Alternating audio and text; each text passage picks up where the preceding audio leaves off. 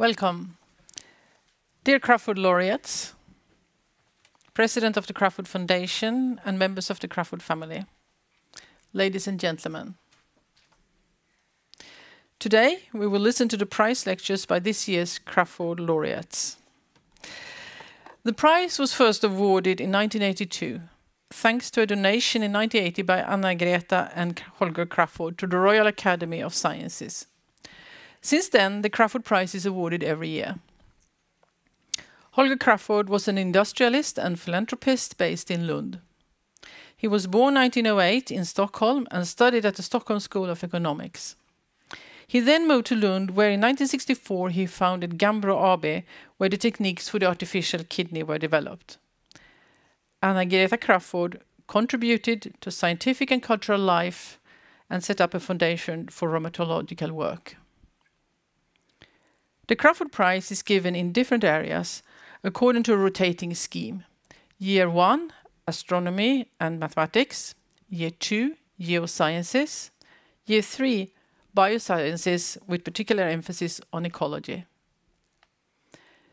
Should there be advances in research into polyarthritis, an award can be added for those results. The Crafoord Foundation supports research in many fields, but also gives generous support in areas such as culture and art, sport, and several areas related to the upbringing of children and young people. This year's Crafoord Prize is awarded in the areas of mathematics and astronomy. Today's program consists of lectures by all 4 laureates. The laureates will be introduced by 2 members of the Academy, Nils Denker and Dainis Dravins. In connection with each lecture, you will have the chance to ask questions to the laureates. With this, I hand over to Dainis Dravins, who will introduce this year's laureates in astronomy. Please, Dainis.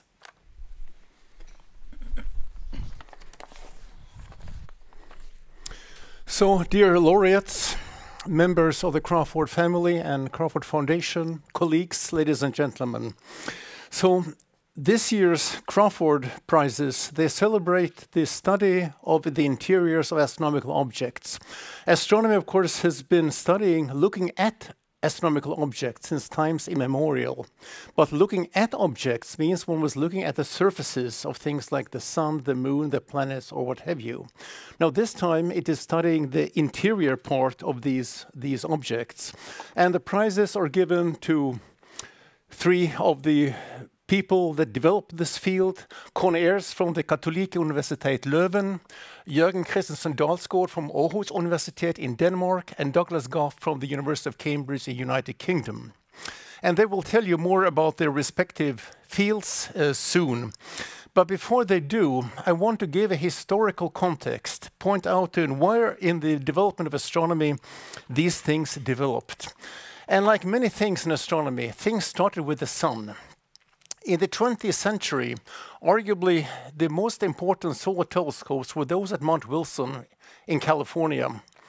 And that is where people like George Ellery Hale or Horace Babcock were measuring solar magnetic fields. In the nearby California Institute of Technology, Caltech, in the late 1940s, the faculty was joined by Robert Layton, who was not an astronomer. Bob Layton was a physicist in many fields of physics, but he developed also an interest in astronomy. And in the mid-1950s, he started working with a device at the Mount Wilson telescopes called a spectroheliograph. And that is a device where you can take a photograph of the sun, not in ordinary white light, but in specially selected spectral lines. Bob Layton modified this device to make 2 exposures at the same time. For example, in 2 different polarizations, and then subtracting these images to get the difference. By having 2 polarizations, for example, he could use the Zeeman effect, which causes spectral lines to get polarized, to see where the magnetic fields were located. And by making that in 2 different sides of a spectral line, he would get an image of how the displacement in wavelength of that spectral line was changing across a solar disk, a so-called solar Dopplergram, using the Doppler effect to tell the velocities. And in these in this work, it was identified there were large horizontal gas flows on the sun, today called supergranulation, mainly visible toward the limbs of the sun. And he also realized that things were changing in time with a period of 5 minutes, more or less. And to get these measurements, he had to make elaborate photographic subtractions of this to make the difference images. Today, subtracting images may sound simple, just use the computer. Those days, it was elaborate photographic darkroom work. How did Bob Layton get this idea? He describes that himself in the oral history of the American Institute of Physics. And the inspiration came from another astronomer working at Caltech at the time, the Swiss extragalactic astronomer Fritz Zwicky. Zwicky was observing or photographing galaxies in red light and blue light and subtracting those images to get information about the structure and evolution of the particular galaxy. So there were these 5-minute oscillations, 5-minute changes. These were observations of the solar surface, and so it was natural to interpret them as something happening at the solar surface, some sort of resonant oscillation. Some years later, 1970 or so, Roger Ulrich, who was then a young postdoc at the University of California in Los Angeles, who was actually working on other things mainly, realized theoretically that such oscillations can be trapped acoustic waves, something coming from deeper inside the sun.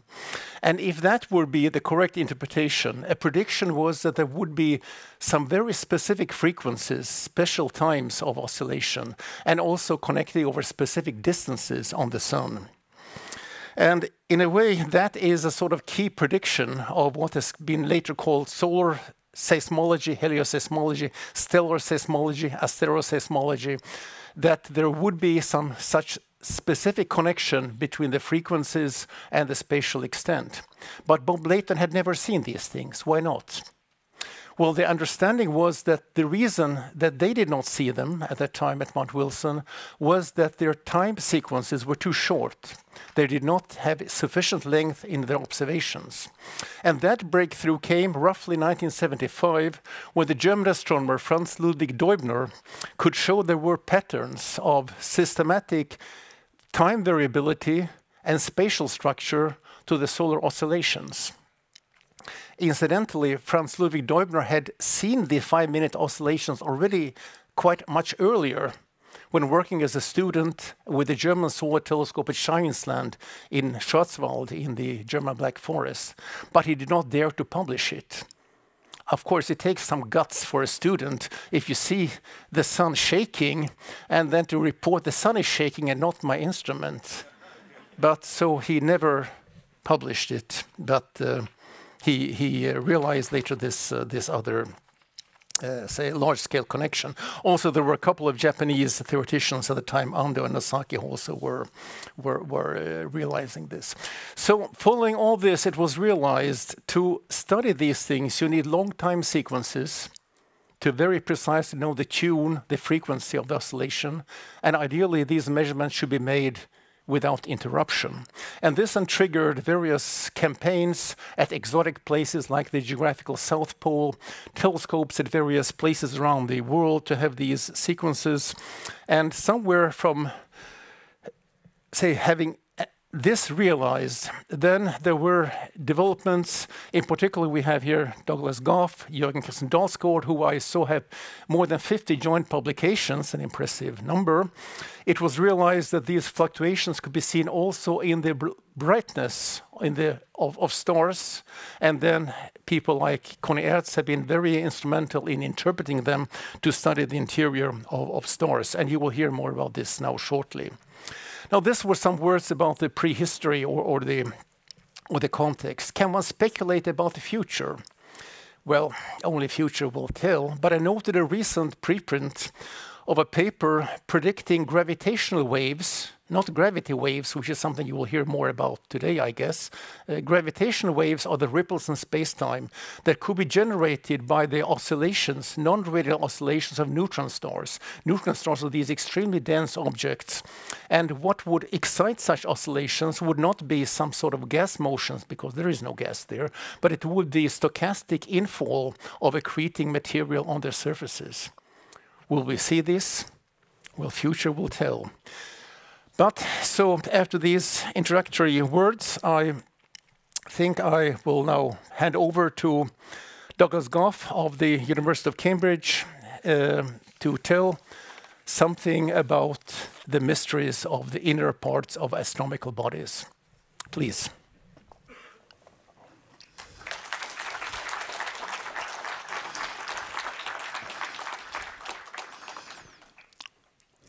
Thank you, Dennis. And I should announce, perhaps, this is the first time I've ever given a lecture since I've needed one of these. And so I don't quite know how long I'll be able to stand up here. I'll go and sit down if necessary. Dennis has just quickly summarized some of the history. I'd like to correct a little of it. Because he saw it, he explained it from the point of view of astronomers. And, you know, it wasn't Roger Ulrich who first realized what the structure of the frequencies of oscillation were. It was Horace Lamb in 1916, half a century earlier. But the trouble is, he didn't draw a picture. He just derived the mathematical formula for it. And had astronomers had the foresight of the Crafoord family to link mathematics with astronomy, then the astronomers might have read the mathematical journal, the London Mathematical Society, the Proceedings of the London Mathematical Society. Anyway, here's my picture of the sun. You might think, well, it's not usually red and blue, it's yellow all over. That represents Doppler shift of the color. And just so that you can see it, I've just increased the magnitude of the Doppler shift by a factor of 10 million. So if you imagine that difference in color down by a factor of 10 million, you can see how difficult it is to make these measurements. And I'm only a theorist, so I'm just amazed at how clever the observers are to be able to do something like that. And you'll hear more of that later today. In the meanwhile, I've got a machine here. In the meanwhile, as Dennis said, astronomers look at stars from the outside. And for a long, long time, they used to think stars on the inside were the same. But they're not necessarily. And we seismologists measure stars on the inside. But of course, the stars are opaque to light. So we have to do it by observing on the outside, because we can't see inside with light. But we can see inside with sound. Sound will travel too. And so we don't really see inside the sun. We listen inside the sun. Just to give you some idea of what we, as theorists, believe the sun looks like, here's a very rough picture of it with a lump cut out. There's the core there where the nuclear reactions are taking place, and that's very important to physics. Then a region where radiation gets the energy from the nuclear reactions out towards the surface. But that's pretty hot, and the sun's quite hot in the middle, 15 million degrees, and it's cold on the outside, a mere 5,780 degrees, Kelvin that is. And by astronomical standards, that's pretty cool. And so the heating from below, near the surface, causes the motion to be in a state of convection. I am going to say what it is that is done. What we've been doing, the convection zone is boiling away. It's very, very, very, very noisy. So the sun is a pretty noisy place. And somewhere, I could tell you what that noise is like. Did I ever get the audio to play? Did anybody deal with that? Pieter, did you? Well, never mind if we can just not do it if necessary. But I do have a sound of the sun that you might like to hear. it's like a musical instrument, and not a very good musical instrument, because a good musical instrument makes a nice clear sound, and the sound is a bit noisy and messy. Also, as you know, when musical instruments get bigger, they've got a lower pitch. And so the sun's very big, it's got a very low pitch, so I've had to increase the frequency. The frequency has been increased by a factor of 4,200 to bring it into the audible range. And you might get to hear it. Is that possible? No? Well, don't worry. You can imagine it. A rumbling volcano. A rumbling volcano at a pitch that's very, very much lower than anything that's in the acoustical range. Now, I said that although we do it from the outside, we have to measure from the inside. Although we think about the inside, we have to measure from the outside. Sound cannot get from the sun to us at any frequency because there's no air between us and the sun. So we do have to use light to see the sun. And as I said, we do it from the surface, and we observe the motion of the surface as produced by the sound waves on the inside by measuring the Doppler shift. Now, some of our best measurements come from a spacecraft called it's a spectroscope of some kind called the Michelson Doppler imager, and that's organised from Stanford. And this is just a picture of the line of sight velocity. Black is going in and light is coming out towards the line of sight, but or the other way around, it doesn't much matter because the whole thing is oscillating. And you see it's dark on one side and light on the other, and that's because the sun is rotating. And that's the velocity of rotation that you see mainly, and the rest looks a bit of a mess. We'd like to take out the rotation so we can average that over, say, a month, see what there is, and then you see that. Now, I told you that the outside is convection. The convection motion comes up towards the surface, spreads out, and what you're seeing here are the horizontal motions, mainly.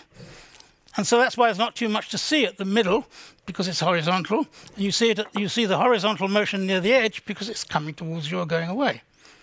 But not that interested in that either, not as seismologists. We want to see what's left after taking that out. So we can average this over, say, an hour, and take that out, and then what we're left with is that. And that is the remaining motion to the line of sight, which is mainly vertical, and so that's why it's now a greater amplitude near the center, not so much near the edge, because the vertical motion, by vertical I mean in the direction of gravity, is not along the line of sight.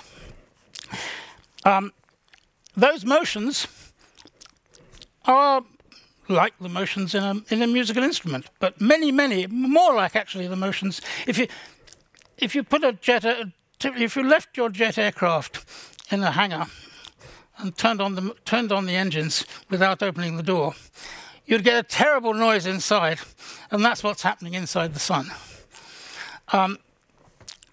And so there are resonances going on in the sun, and so what we then try to do, but they're of relatively low amplitude, so we can linearize the motions and separate them with what we call spherical harmonics. If you're thinking about musical instruments, say a flute, for example, or an oboe, or a clarinet, you've got sound waves go up, back and forth along the tube, and if when they come back they're of the same wavelength as the ones coming the other way, they add up in a nice way. And that only happens for particular wavelengths or particular frequencies. And that's why the instrument has a set of frequencies, the fundamental frequency and its overtones, all of which depend on that instrument, on the length of the instrument. Well, that's similar in the sun. We can try, if in a musical instrument, there are several of these modes going along all at once, and we can try to analyze that by picking out the individual modes of oscillation. In the sun, we try to do the same thing, but we're no longer on a single line, we're in a sphere. And the natural functions to do that with are called spherical harmonics, and I'll just show you a couple. Thanks to Jan, actually, I think this picture is. believe it or not. It may be not. He says not. I don't know where it comes from. I got it off the web. And I did have an acknowledgement there, and I seem to have got it wrong. But he can bathe in that anyway. And those are 3 spherical harmonics that you see at the surface. And they are, you can characterize them by the total wave number, if you like, the total, that's the inverse wavelength, and also the component of that wavelength in a particular direction. So this one, they've all got the same value, the total wave number. This is just in units of how many you can fit around the sphere at some level. So they're all 6. So the first has got 6 wavelengths between pole and equator, whereas the last one has got all 6 going around in the equatorial region, and this is one in the middle, but they've all got the same total wave number. And if the sun were a sphere, the sun wouldn't know the difference between those, and they'd all have the same frequencies. But since the sun is not quite a sphere, then it does know the difference, particularly because we know the sun is rotating. We saw that on my first Doppler shift. And so that causes the last one in particular to spin around, and we'll think about that in a moment. Whereas this one wouldn't show any change at all. So this makes the frequencies of those different modes slightly different. And one can analyze that too for the rotation, and I'll come to how we do that. But what I want you to notice here is that for this mode, you see it going all the way from poles to equator, and the amplitude at the poles is greater than the equator, because the poles go up and down some amount in 1 dimension. The equator is in 2 dimensions, so it doesn't have so far to go, because it has to roughly maintain its size. Whereas the one on the far right, there's not much going on in the poles, it's concentrated more near the equator. And so there's latitudinal information also there, and so one can do a 2-dimensional analysis, which we'll do in a moment, to learn about the rotation both as a function of latitude and as a function of distance, which I haven't got yet round to. Because before that, I want to consider what happens to the sound waves. Could you tell me how long I've been, Peter? No. I didn't keep track of the time when I started. Okay, thank you. So if you imagine a sound wave starting, say, from the surface, then you push it and you get a change in the pressure, which propagates. And the speed at which it propagates depends on many things, but the most important thing is the temperature. The higher the temperature, the faster it propagates. So if you imagine this as a region of, say, high pressure, and it's going into the sun. It's a bit complicated up here because near the surface we don't quite know what's going on. So we have to somehow get rid of that mathematically, but that's just a mathematical problem. It goes away. But here it's moving faster. It's lower down. It's in higher temperatures, moving faster than there. So it turns around like that and goes back up again and stays very near the surface. Whereas if it goes like that, it'll go all the way to the center. So the value of the spherical harmonic, which measures the wave number in the horizontal, is some measure. I mean, it tells us something about the angle, because as Dennis said,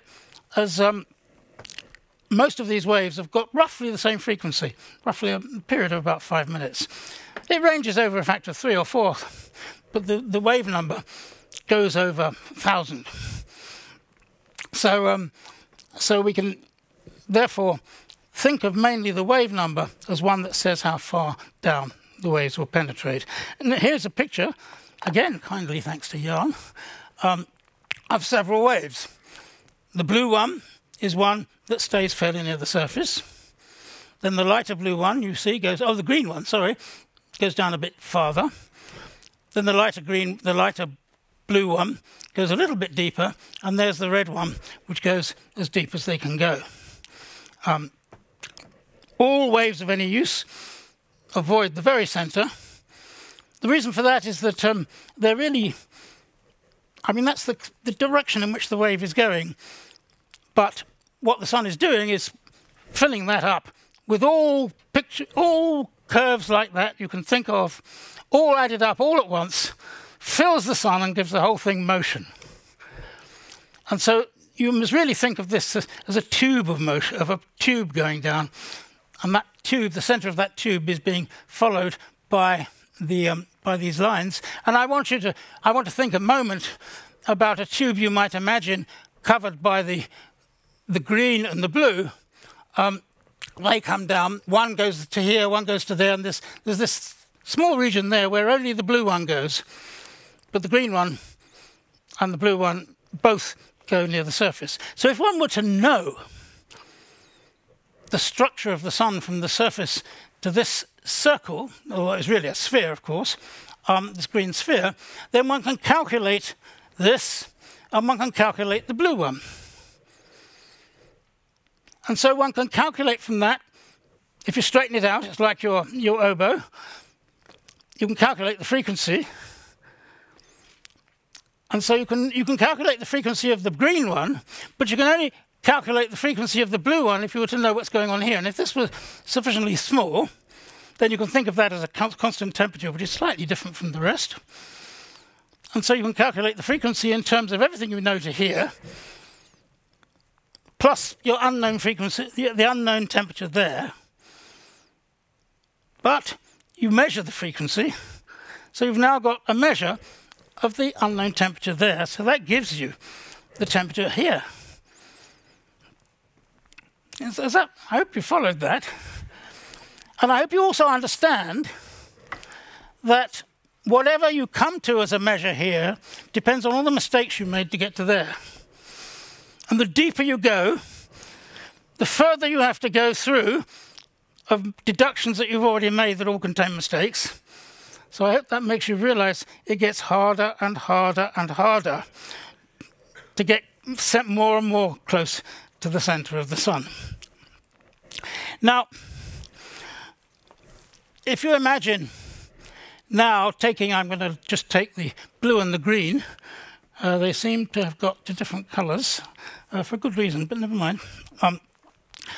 And I'm going to now say, well, look, you've got those, but you've got average. You could rotate it a bit and do it again, and do it again. And I said they're tubes; they're not lines, so it fills the whole area, the whole volume.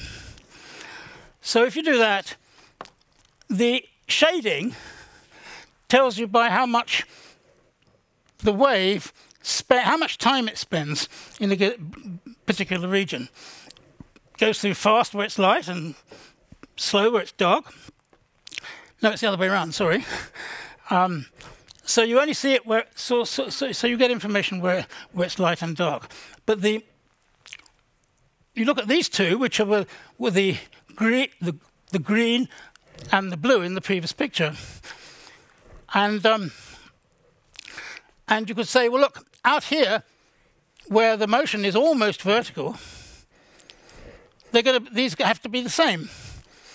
But where they start to curve in, the motion is different in the two. So if I were to subtract one from the other, I am subtracting out all the bits that I thought I knew, and you're left with the difference between these two, and a sort of browny color, take away red, gives you green, which is what over here.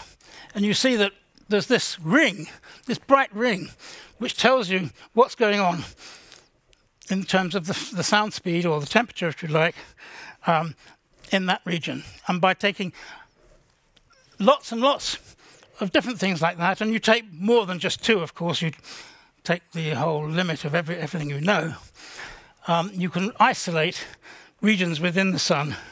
And this says how well we can do that isolation. So what we're actually measuring are averages of the speed of propagation of the wave with weight functions like this. And that gives you some idea of the resolution we can get by this method. And so it's not bad. You can as you can see, you can get a lot of information right through the sun. And this is an early picture of what we were getting. This is we plot the square of the sound speed, because the square of the sound speed is a little bit like temperature. It's not exactly temperature, but we can pretend it's temperature. And so that's like temperature as a function of the distance, the radius of the sun, measured in units of the total radius of the sun. So it goes out to 1. This is the surface. And as you can see, the temperature, as I told you earlier, is approximately 0 near the surface, a mere 6,000 degrees. Compared with the 15 million at the centre, that's tiny. Now, these are different models. The big dashed line is a model when the sun first formed, when we believe it was of uniform composition. And so this is strictly just a measure, like a measure of the temperature. The continuous line, the thin continuous line, you can only really see it's thin right near the surface where the other one stops. That is a model for the sun, model computed by Jan, in fact, at an age of 4.6 billion years, which is what we believe the age of the sun to be today. And so what's happened is that it's changed a bit, but the important thing that you want to notice is that it no longer is uniformly going at higher and higher temperature, higher and higher sound speed to the centre. It starts to drop near the centre, and that's because not the temperature isn't getting lower, but there the composition is getting lower. The sun has been going through nuclear reactions. It's been converting hydrogen into helium, and helium is heavier than hydrogen, so it's harder to move, and so the sound speed gets lower. And it's the reduction in the sound speed due to the conversion of hydrogen into helium near the centre that causes that little bend near the centre. And by trying to measure that as well as we can get an estimate of the age of the sun. And then there's another continuous line, which is what we have observed from doing the seismology. And you see it fits the theory amazingly well. Not everywhere. You can see it fails a bit here, because the lines are so close together that you can't see the difference between them, but you can see it's getting fatter because they're not fitting quite so well. This turns out to be the base of the convection zone, which I'll come back to. And a bit here, it goes a bit bad. It's not bad at the centre. And then it stops near the centre because we just can't get to the centre. I was telling you how difficult it is to get to the centre. So I've come now to two problems in the early days that I thought, at least, I think most people thought, were the two most important problems in solar physics. Oh, you won't agree because you're interested in the surface, but I'm interested in the rest of the sun. Sort of 99.9999% of the sun.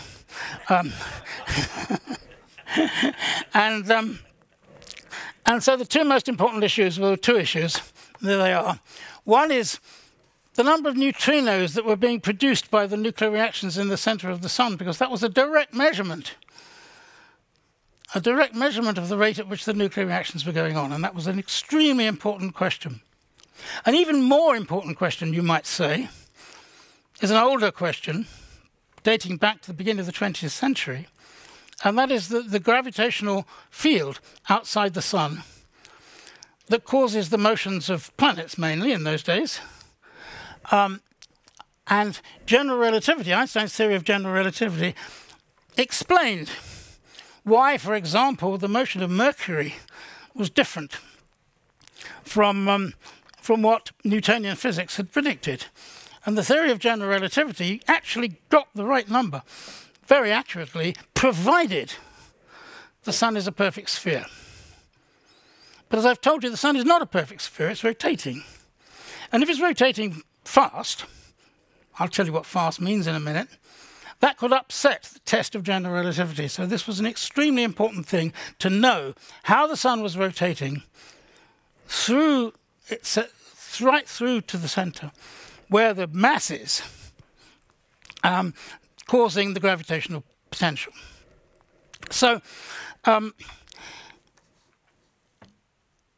people didn't know in those days what it was like. There were lots of theories, all of which were related to the idea the sun was condensed out of the interstellar medium.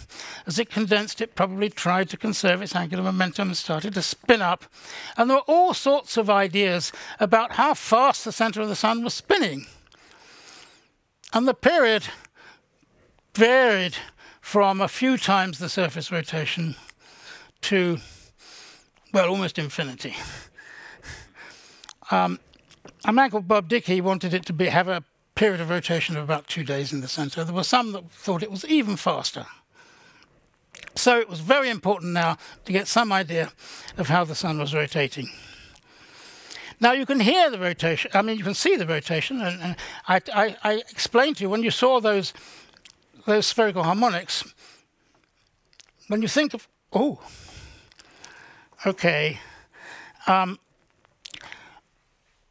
I was going to ring a bell for you because you can hear it rotate, but I'm not going to do that because I've been told I've only got 10 minutes left.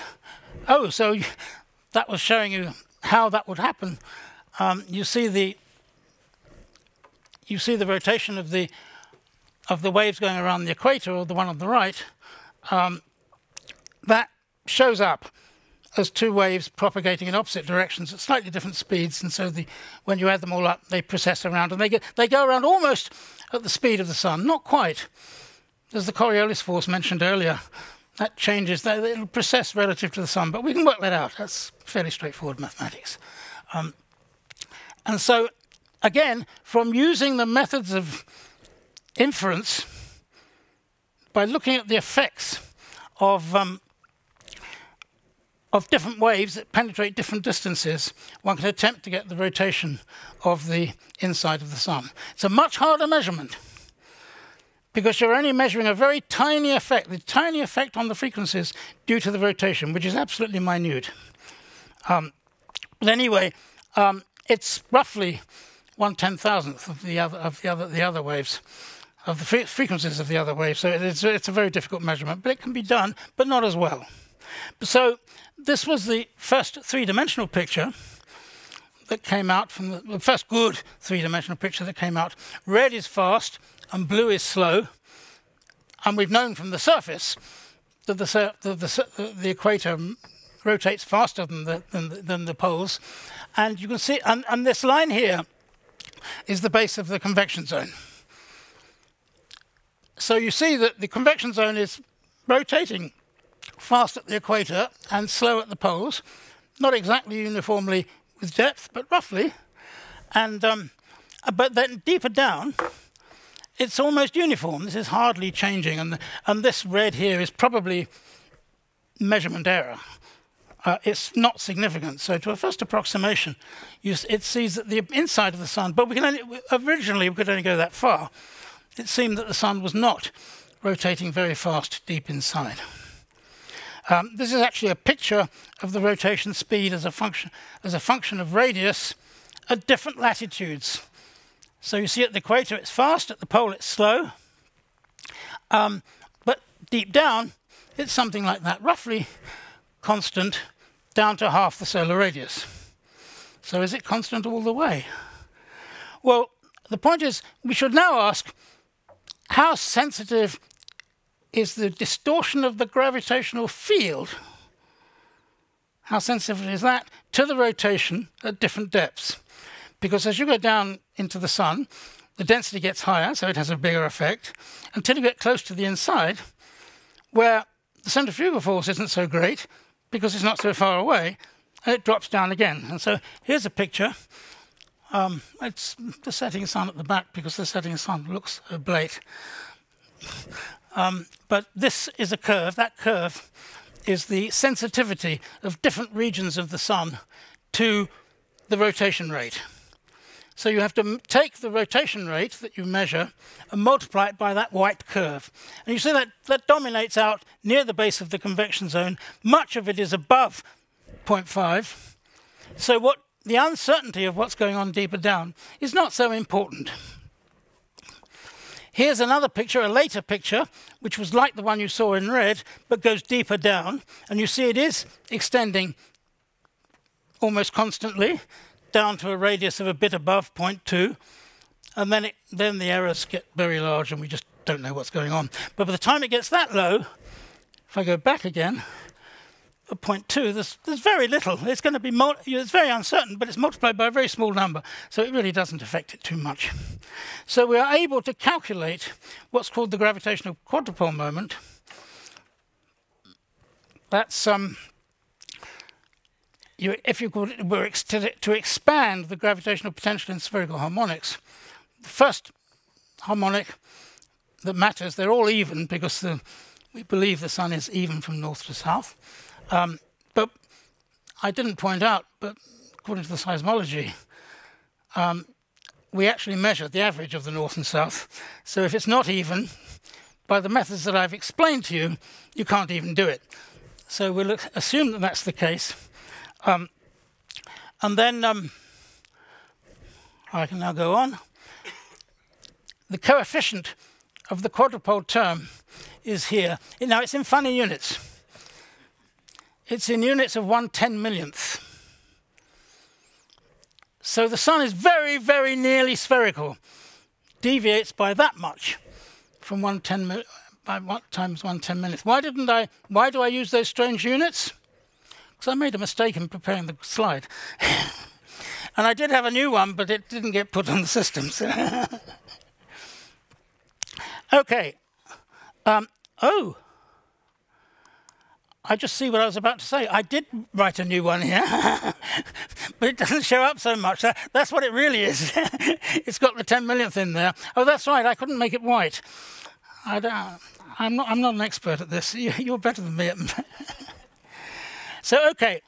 Now, I want to almost stop here, but I want to just point out, because there are many, many other things, and you're going to hear many, many other things from my expert colleagues who are going to go on. I'm just trying to tell you the basics of what's going on, and I haven't told you the basics of everything.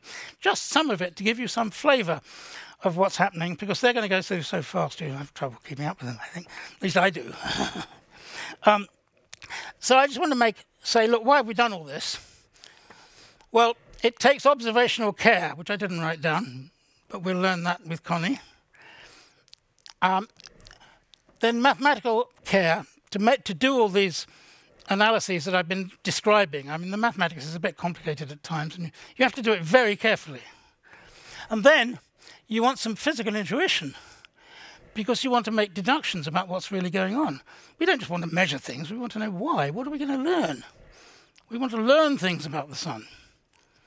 And what I'm going to talk about just for a moment is what might be going on deep inside.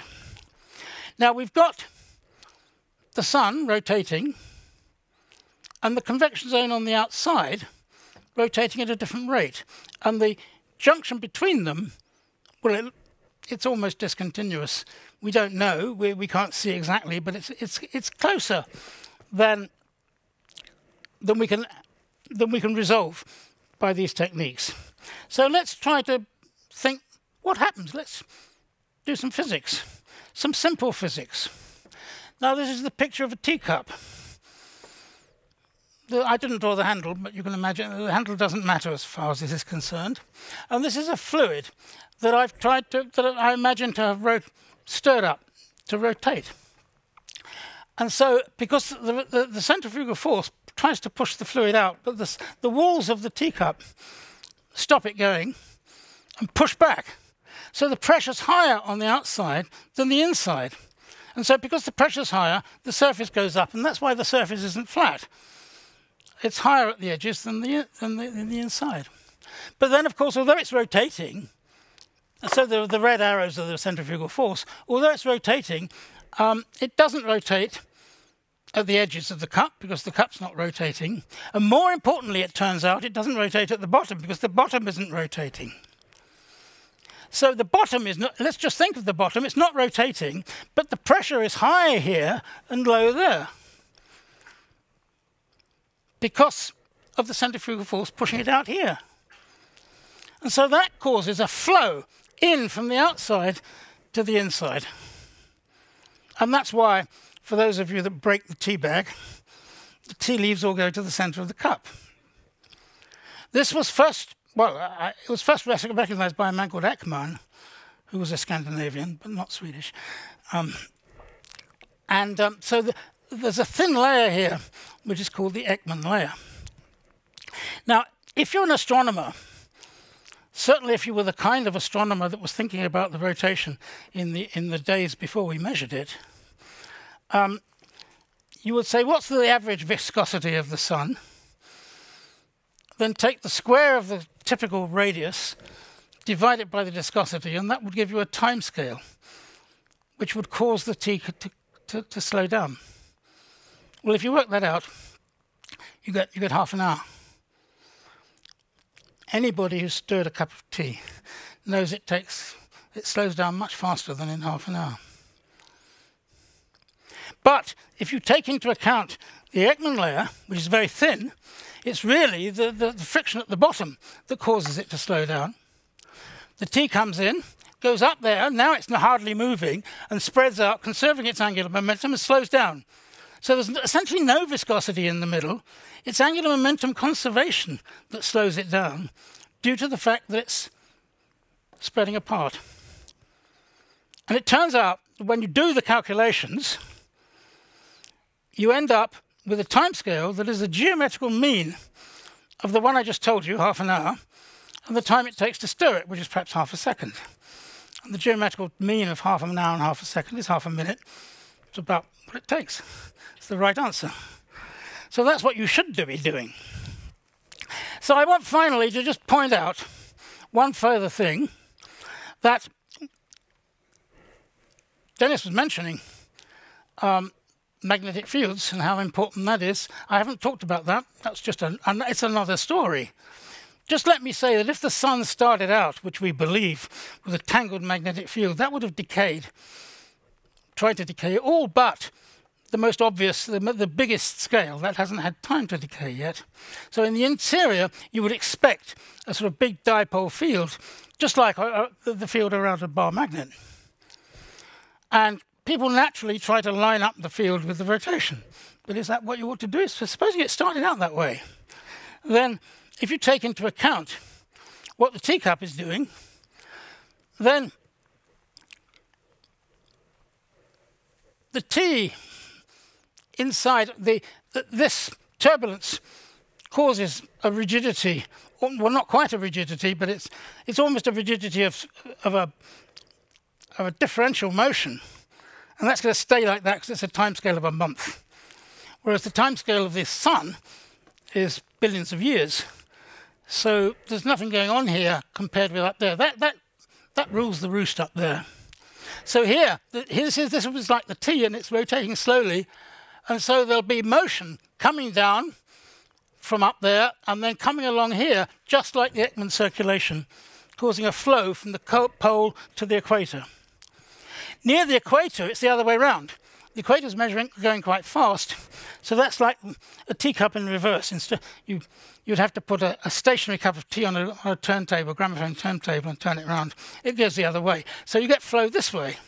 And so if this were a dipole, a magnetic field, these are lines of magnetic field, they'd get pushed to a place where the inside rotation is about the same as the outside rotation. And that's at a level of about 30 degrees, which is where you find the sunspots at the beginning of the sunspot cycle.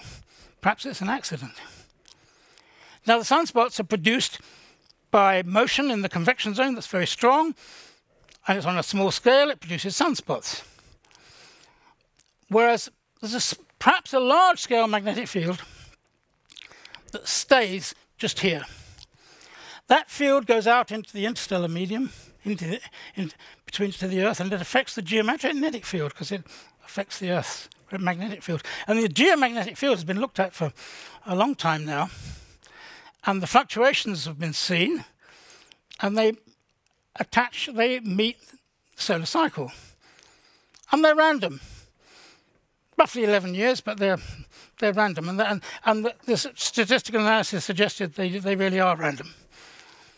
But the big field, the weak field, should be sitting with the sun all the time. And so, sure it does.